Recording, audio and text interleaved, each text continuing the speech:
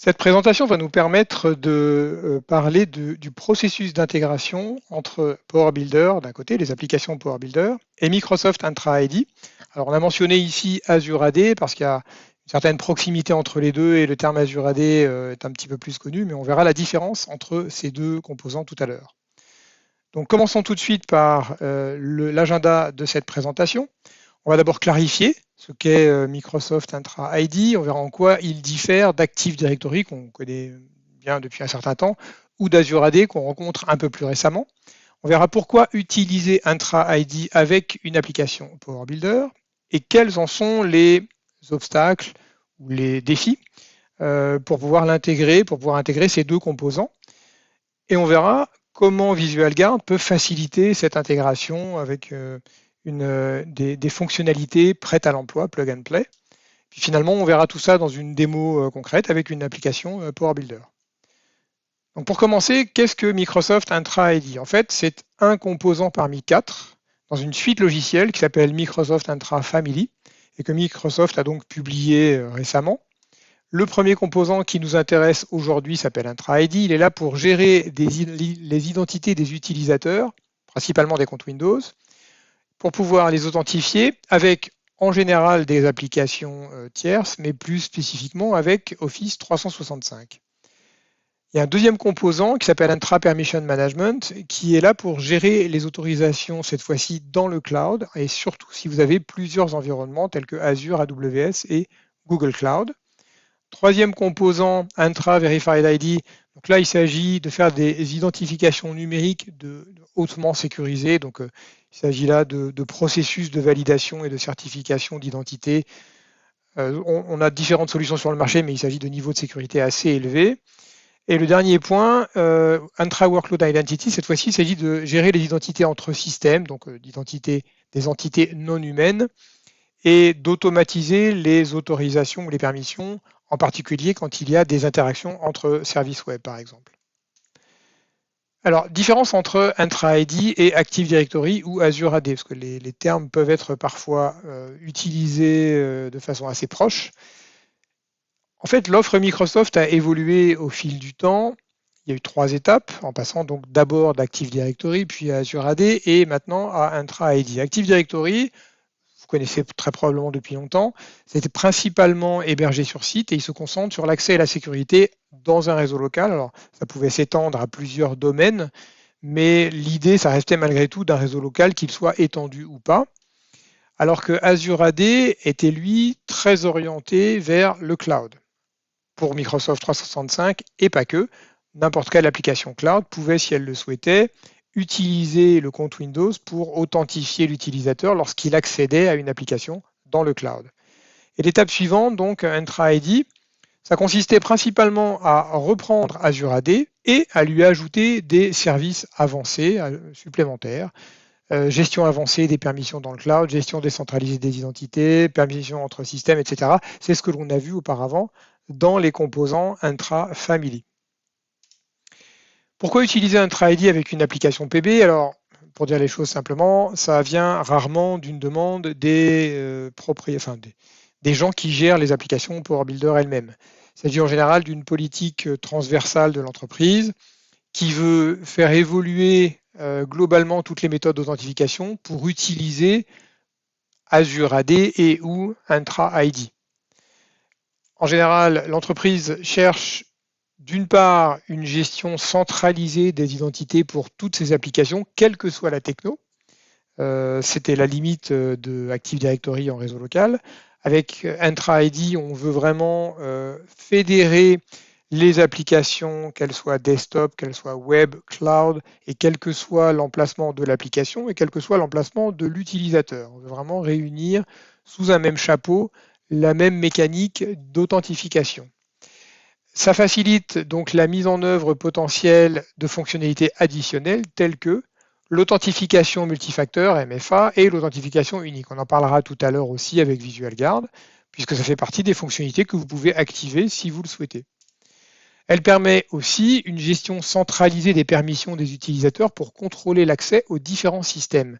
Là, on veut éviter ce qu'on appelle un fonctionnement par silo, où chaque système, chaque application a son propre mécanisme de gestion des accès et on doit à chaque fois redéfinir les utilisateurs, redéfinir les accès pour le système numéro 1, numéro 2, numéro 3, numéro 4. On veut là ici, au contraire, centraliser cette gestion pour avoir une vision transversale, et on verra un exemple tout à l'heure dans Visual Guard, où on a une vision complète de toutes les applications d'un côté, des utilisateurs de l'autre côté, et de qui peut accéder à quoi, d'une part, et aussi qui a fait quoi dans toutes les applications, d'autre part.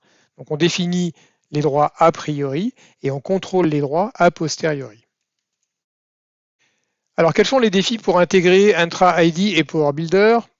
Le premier est assez évident, Power Builder ne supporte pas nativement Intra-ID, il n'y a pas de fonctionnalité par défaut qui permette de se connecter à Intra-ID pour réaliser cette authentification. Et donc on doit, d'une façon ou d'une autre, établir une communication sécurisée et transparente entre les applications Power Builder et Intra-ID. Il faut aussi réutiliser la sécurité de l'application PB, c'est-à-dire qu'elle inclut très probablement, comme toutes les applications, soit des rôles, soit des permissions, pour définir ce que l'utilisateur peut faire après qu'il soit rentré dans l'application. Et tout ça, ça s'appuie sur une logique de sécurité qui est parfois très étendue, un peu partout dans le code. Il faut préserver cette logique de sécurité et en gros, il faut reconnecter les rôles et permissions existantes avec les nouveaux comptes utilisateurs dans Intra-ID, tout ça de façon assez simple. Donc ces deux étapes sont obligatoires. Et pour faire ça, le développeur a le choix comme d'habitude, il fabrique ou il achète une solution. On peut donc développer une solution sur mesure pour rétablir la sécurité et la communication comme on le souhaite, cette fois-ci avec Intra-ID, ou alors acheter un outil comme Visual Guard, c'est le but de la solution et c'est pour ça c'est ce pourquoi il est fait, savoir on l'installe, on configure rapidement et ça marche tout de suite. Alors pourquoi utiliser Visual Guard pour intégrer PB avec Intra-ID? C'est ce que l'on vient de dire. L'intégration, elle est, alors ici plug and play, ça veut dire qu'en fait elle est simple et rapide. Le support de Intra-ID est natif. On a juste à installer les composants de Visual Guard, configurer, on verra ça tout à l'heure en démo, l'accès à Intra-ID d'un côté, configurer l'accès à l'application de l'autre côté, et c'est parti, on peut commencer à gérer la sécurité. On va donc gagner du temps et de l'argent. Ça va de toute évidence réduire les délais et les coûts pour intégrer Intra-ID d'une part, mais aussi pour mettre à jour les applications qu'elles supportent cette techno d'autre part. On va prolonger la durée de vie des applications sans modification significative du code, ce qui est souvent une contrainte que l'on nous demande, puisqu'on a souvent affaire à des projets PB qui doivent à la fois satisfaire à certaines demandes de changement, type Intra-ID, mais en même temps, on considère dans l'entreprise que ces applications PB, on ne veut pas faire des gros investissements et se lancer dans des gros développements dessus, donc il faut un peu faire de la magie à court terme. Et donc, le but de Visual Guard, c'est de cocher les deux cases. On atteint l'objectif Intra-ID, mais avec très peu de changements et très peu de délais. Donc on va faire ça vite et bien pour satisfaire aux obligations de sécurité de l'application. On va donc avoir une gestion centralisée. IAM, ça veut dire gestion des accès et des identités. Elle va être centralisée puisqu'avec Visual Guard, on pourra voir tous les utilisateurs, donc toutes les entités, toutes les permissions et toutes les applications avec une seule application d'administration qu'on va voir tout à l'heure. Et on pourra comme ça définir qui a accès à quoi ou contrôler, comme on l'a dit a posteriori, qui a fait quoi. On va donc aligner les applications PB avec les autres systèmes sécurisés par Intra-ID. Sachant qu'on peut gérer avec Visual Guard la sécurité pour des applications PB, mais aussi pour n'importe quelle autre techno qui est capable d'appeler des services web, en particulier les applications .NET, qu'elles soient desktop ou qu'elles soient web, Java, Angular, bref, la plupart des technologies de développement. Donc, s'il s'agit d'applications custom que vous développez, si vous le souhaitez, vous pouvez gérer la sécurité de façon centralisée avec Visual Guard. S'il s'agit d'applications packagées type Microsoft Office 365, à ce moment-là, elles se connecteront directement à Intra-ID. Visual Guard, lui, n'entrera pas en ligne de compte. On va pouvoir activer avec Visual Guard des fonctionnalités supplémentaires si vous le souhaitez. Elles sont optionnelles. Le MFA, donc l'authentification multifacteur, vous pourrez choisir si l'utilisateur, en plus de son mot de passe, doit utiliser son mobile ou un email ou un Microsoft Authenticator, c'est une petite application d'authentification pour avoir une authentification en 2 étapes, comme on le voit de plus en plus fréquemment maintenant, et pour élever le niveau de sécurité au moment de l'authentification de l'utilisateur. Autre fonctionnalité optionnelle si vous le souhaitez, c'est le Single Sign-On. On peut donc activer cette fonctionnalité facilement, on va voir ça en démo tout à l'heure aussi. Et l'utilisateur dans ce cas-là n'a pas besoin de ressaisir ses identifiants pour rentrer dans l'application Power Builder. Il se connecte une première fois à sa session Windows et ça lui donne ensuite accès de façon transparente à toutes les applications PB, à condition bien sûr qu'il ait les droits d'accès correspondants, mais il n'a pas besoin de ressaisir ses identifiants. Et le dernier point, donc, on pourra tracer et auditer tous les accès des utilisateurs et toutes les actions sensibles qu'ils réalisent dans l'application. Alors ça peut être des actions de sécurité, par exemple, je crée un nouvel utilisateur et je lui donne un rôle avec beaucoup de permissions, mais ça peut être aussi des actions business. Par exemple, je suis dans une banque et je viens de déclencher un virement pour un montant important. Les deux seront tracés et pourront être audités en temps réel à tout moment. Alors, voilà un mot sur le cycle de vie de la sécurité dans une application. On va commencer donc par définir, configurer la sécurité. Donc, un administrateur va utiliser une application d'administration, une console d'administration qui est elle aussi fournie par VisualGuard, qui va se connecter à un référentiel spécifique à VisualGuard, une base de données, dans laquelle on trouvera toutes les données de sécurité. On trouvera les comptes utilisateurs, les rôles, les permissions, on trouvera les paramètres de connexion intra-ID, on trouvera le log, la trace des opérations sensibles. Et donc, cette application d'administration permettra de définir, consulter toutes ces données de sécurité.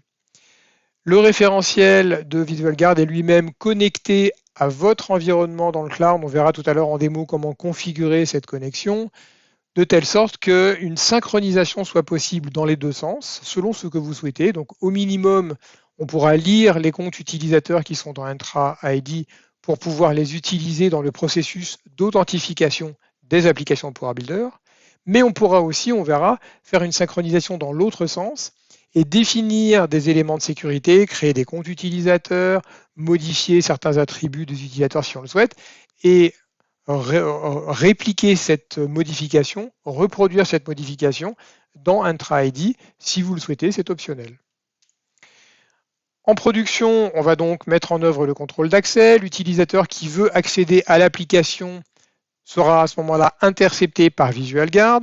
Et selon le type d'authentification que vous aurez sélectionné, c'est ce processus qui va se déclencher. Donc soit une authentification de type Windows, je ressaisis mes identifiants, soit un single sign-on, je ne saisis rien du tout, j'accède directement à l'application si mon compte est validé et que j'ai le droit d'y accéder, ou une authentification de type MFA, où là, il y aura plusieurs facteurs, comme on l'a dit, à charge pour vous de choisir ce que vous souhaitez, email, SMS, Microsoft Authenticator, etc. Si l'authentification est réussie, l'utilisateur peut donc accéder à l'application, et dans ce cas-là, VisualGuard va charger depuis son référentiel toutes les données relatives à l'utilisateur, ses permissions, ses rôles, etc., et va les passer à l'application. L'application pourra donc les utiliser comme auparavant et va, en gros, réutiliser toute la logique de sécurité existante. C'est très important, on ne veut pas y toucher, on ne veut pas la changer. Elle va donc réutiliser cette logique de sécurité en fonction des rôles et ou permissions de l'utilisateur pour restreindre l'accès à certaines fonctionnalités, à certaines données, selon ce qui est défini dans le code.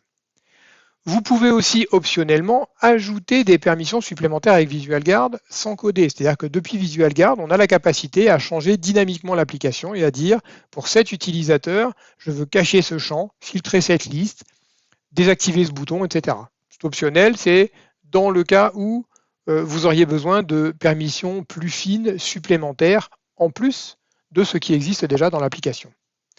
Dans tous les cas, on va, comme on l'a dit, tracer les activités sensibles, soit des événements de sécurité, soit des événements business, vont se retrouver dans ce log et pourront être consultés en temps réel par des auditeurs ou des administrateurs qui auront accès à travers là aussi une application que fournit VisualGuard, une application web, pourront avoir accès à ce log pour soit surveiller en temps réel, soit auditer a posteriori, consulter des graphes pour générer des rapports d'audit. On peut aussi configurer des alertes par email pour notifier certaines personnes de certains événements sensibles et là aussi des événements de sécurité ou des événements business si nécessaire. Passons maintenant donc à une démo de cette intégration. On va donc voir les différentes étapes pour réussir cette intégration entre PB et Intra-ID. On va commencer par donc installer Visual Guard. Et on va installer aussi cette console d'administration dans laquelle on va pouvoir gérer un peu les données de la sécurité. En particulier, on va pouvoir déclarer ici plusieurs applications. On voit ici une application Angular, MVC, et en particulier une application PB qu'on va utiliser dans le cadre de cette présentation. On voit aussi un certain nombre de rôles qu'on vient déjà de définir pour donner les droits d'accès dans l'application. Et maintenant, on doit se connecter au repository Intra-ID, donc Azure AD dans le cloud. On va définir des domaines. Donc là, on voit qu'on a déjà un premier domaine qui a été défini. On peut en ajouter ou éditer un domaine. Donc on peut regarder celui qui est défini pour l'instant. Donc on voit ici que l'on peut saisir des identifiants d'une part pour se connecter à votre environnement cloud de Intra ID, puis ensuite pour se connecter à votre Azure AD en particulier. Vous avez ensuite des fonctionnalités qui vous permettent, si vous le souhaitez, de gérer vos comptes Intra ID depuis Visual Guard. Et dans ce cas-là, vous allez définir des règles pour reproduire dans Azure AD différentes actions. Par exemple, si je crée un user dans Visual Guard, est-ce que je le reproduis dans Azure AD? Non, oui, il faut le créer.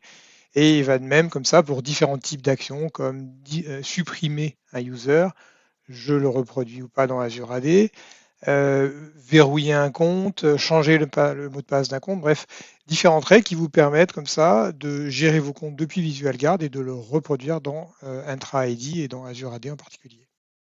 Et vous avez ensuite la possibilité de synchroniser cette fois-ci des données, c'est-à-dire que vous pourrez récupérer les données qui ont été définies par l'administrateur dans Intra ID et les synchroniser pour les importer dans Visual Guard et utiliser ces données, par exemple, pour définir des permissions qui prendront en compte la position de l'utilisateur, sa situation géographique, que sais-je. Et donc, vous pourrez comme ça utiliser ces propriétés du compte utilisateur dans la gestion des droits d'accès. Et donc, au moment de l'authentification, Visual Guard va interroger Entra ID et récupérer ces données qu'il va ensuite passer à l'application pour qu'elle puisse les utiliser quand elle le souhaitera et quand elle en aura besoin. Une fois que ces étapes de configuration sont terminées, pour compléter l'intégration entre PB et Entra ID, il vous suffira d'inclure dans votre application deux librairies que nous fournissons et qui seront là pour gérer la sécurité. Et quand ces étapes sont terminées, on va pouvoir compiler et déployer l'application en production. Puis, avec la même console Visual Guard, on va pouvoir commencer à gérer nos utilisateurs. Je viens donc ici et j'ajoute un ou plusieurs comptes Windows en recherchant dans Active Directory. Pour cet exemple, j'utiliserai simplement un compte Windows local. C'est celui avec lequel je suis connecté en ce moment. Et pour donner à ce compte accès à certaines applications, je dois sélectionner des rôles. Dans le cas de l'application Power Builder, je lui attribue le rôle d'administrateur, ce qui revient en fait à lui donner toutes les permissions. Quand j'ai terminé, je vois le compte utilisateur ici et je peux à tout moment modifier ses détails, autrement dit son rôle. On voit ici que pour cette application Power Builder, j'ai le rôle administrateur. On voit aussi des fonctionnalités supplémentaires qu'on pourra exploiter plus tard. Mais pour l'instant, on va rester simple. Maintenant, pour lancer l'application, je dois simplement saisir le même mot de passe que celui que j'utilise pour démarrer ma session Windows tous les jours.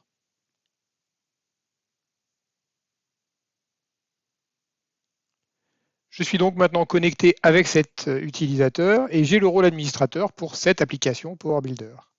Je peux continuer ainsi et déclarer d'autres comptes ou groupes Windows tout en leur attribuant des rôles pour accéder à certaines applications avec des droits d'accès limités. Donc là, sur ce nœud, il est possible de déclarer des groupes utilisateurs qui vont en fait refléter la structure de mon entreprise. Alors pour cet exemple, on a déclaré des divisions qui comportent des départements et en dessous de chaque département, on a créé un groupe par fonction dans ce département en introduisant la notion de groupe entre le compte Windows et le rôle de l'application. On ouvre un large éventail de possibilités. En particulier, si vous avez un grand nombre d'utilisateurs et que vous ne voulez pas leur assigner des rôles un par un, ce qui serait trop lourd à gérer pour une grande population. Au lieu de ça, on peut créer un groupe, on lui donne des rôles et on place dans ce groupe tous les utilisateurs qui doivent recevoir ces rôles. On sépare ainsi la sécurité de l'application d'un côté, c'est-à-dire les rôles et les permissions, et la gestion des utilisateurs de l'autre côté. Chaque jour, on peut avoir comme ça de nombreuses personnes qui entrent et sortent de la société et leur compte Windows sera placé dans les groupes appropriés par les administrateurs. Le groupe fait ainsi le lien entre la sécurité des applications et la gestion des utilisateurs. Donc on a deux possibilités pour implémenter ce concept. On va voir ça en détail. Tout d'abord, on a ici votre Active Directory avec tous les comptes utilisateurs. Un administrateur Windows met à jour au quotidien les comptes des utilisateurs avec tous leurs détails, le job classique dans Active Directory. Et de l'autre côté, on a une équipe de développement qui est en charge de l'application, qui sait très bien de quoi est composée l'application, elle définit les habilitations, donc les permissions et les rôles, qui matérialisent les droits d'accès pour cette application. Reste maintenant à gérer la relation entre les comptes Windows d'un côté des utilisateurs et les rôles de l'application de l'autre côté. C'est là que le choix entre les deux modèles intervient pour utiliser les groupes VisualGuard. Dans le premier modèle, on va déléguer à un chef de service ou à un responsable de la sécurité la définition des groupes utilisateurs dans VisualGuard et on va leur attribuer des rôles. On fera ça une fois pour toutes parce que la hiérarchie dont on a parlé avec des divisions, des départements et des fonctions va très peu changer au quotidien. Il y aura toujours un responsable, par exemple, du département ressources humaines, quels que soient les mouvements de personnel. Même si les personnes entrent et changent beaucoup dans l'entreprise, ce département et ce poste ne vont pas beaucoup changer, donc la relation entre le groupe et le rôle est assez stable. Ensuite, on doit donner des rôles aux utilisateurs pour qu'ils puissent accéder aux applications, bien sûr. Mais au lieu de donner directement un rôle à l'utilisateur, on place le compte de l'utilisateur dans un groupe qui possède déjà ce rôle. Donc ça, c'est le premier modèle disponible. Mais on peut aller encore plus loin, parce qu'avec ce modèle, on doit quand même déclarer au préalable le compte d'utilisateur dans le référentiel de VisualGuard, en plus d'Active Directory. Avec le second modèle, les administrateurs de l'Active Directory définissent le compte et les groupes Windows auxquels il appartient donc dans Active Directory. Et la partie qu'on voit en bas du schéma, elle ne bouge pas, on a toujours des rôles et des permissions.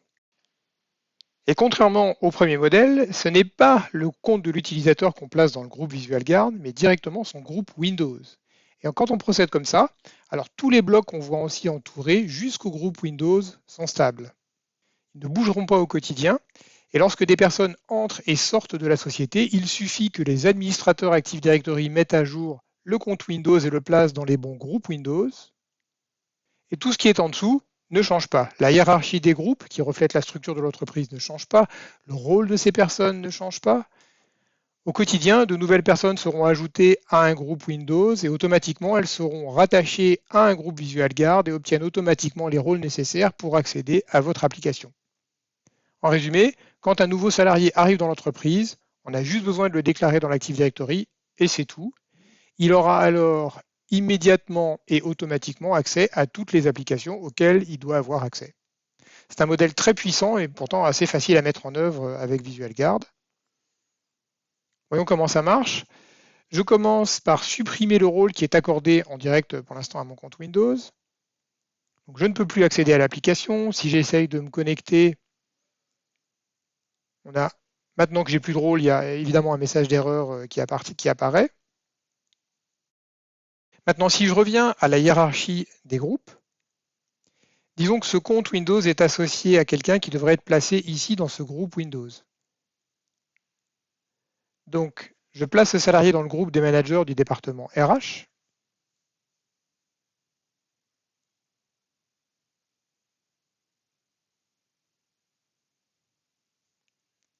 Et si je regarde ce département, et ce groupe en particulier, je vois qu'il a déjà accès à un certain nombre d'applications, mais pas encore à l'application Power Builder. Donc, pas de problème, il suffit de l'ajouter.